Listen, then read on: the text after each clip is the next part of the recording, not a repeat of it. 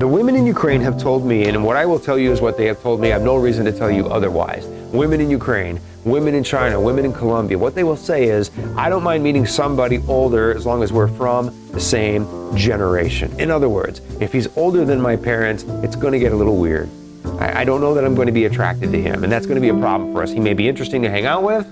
We can eat sushi together, but is it going to get romantic? Am I going to marry this guy? Am I going to have this guy's children? Am I going to move halfway around the world and live my life with somebody who's older than my parents? I think the vast majority of women in Ukraine would not prefer to do that, as evidenced by what I've seen in 17 years of romance tours to Ukraine. Guys, I've done like 25 tours to Ukraine. I've met hundreds and hundreds and hundreds of men, thousands and thousands of women, literally. And so I think that's very reliable information. So when you meet somebody, you ask her, how old are your parents? If you're older than her parents, it's probably not the direction that you want to go in. So if you're in your 50s and 60s, guys, you're probably looking at women in their 30s and 40s, right? If you're in your 40s, you can meet women in their mid to late 20s. I wouldn't go any younger than that, but that's just my advice. You can do what you want. But that's what I think, Ed, all right? So I don't know your age, Edge. I don't know your age, Edge. All right. Splash, no relation to Slash. How do the women transition when they move to other countries? Great question. So the women will transition when they come to our country from their country, but there are cultural changes that are going to challenge them to some extent. Language might challenge them, so we need to learn the language. They're going to be isolated, and it's going to be hard to talk to people. Our diet will challenge them because, quite frankly, our American food system sucks. It's one of the worst in the world. It's the reason why other people around the world are thin and healthy looking. It's not because they're starving, it's because they're eating more healthy food. They're cooking meals instead of eating a lot of processed crap. So to a certain extent, some of the elements in our diet are going to be a little tricky for them to digest. But you can help them by just allowing them to go and find what they're used to cooking and eating and join them, and it'll be fun and interesting for you.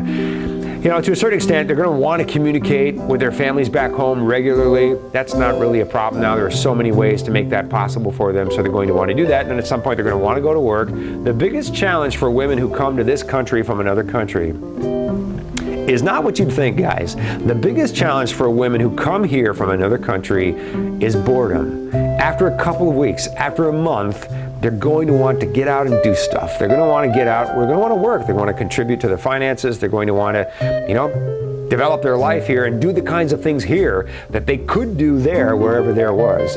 So those are just some things that we have to anticipate and be prepared for, all of which are very, very, very navigable as long as we're prepared for them. Great question. Appreciate it. David says, how do we go about testing the relationship? Do we push things? David, I think, great question. That's a great question. But it's the natural order of relationships that they're going to be tested, right? You're going to be in that initial stage, and then there will be a misunderstanding due to the language barrier. It'll just happen. You'll say one thing, she'll say another.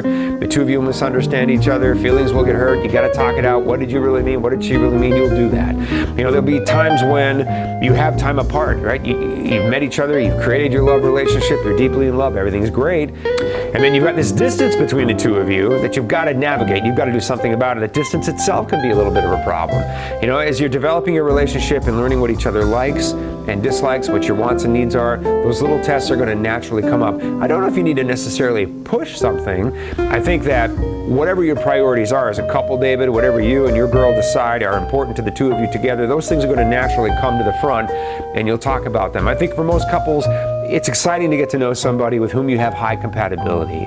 It's exciting to share common ground. It's exciting to meet somebody. Isn't it a great feeling when you meet somebody and she's attracted to you and you feel that really strong chemistry between the two of you and you agree on the way you look at the world and relationships and so many things? Isn't that incredibly refreshing after, so many opportunities that just aren't as compatible, right? So your relationship, a natural love relationship, is going to be tested, and you are going to shine through those tests, you and your girl, no doubt about it. Are you interested in meeting the love of your life? Check out our website at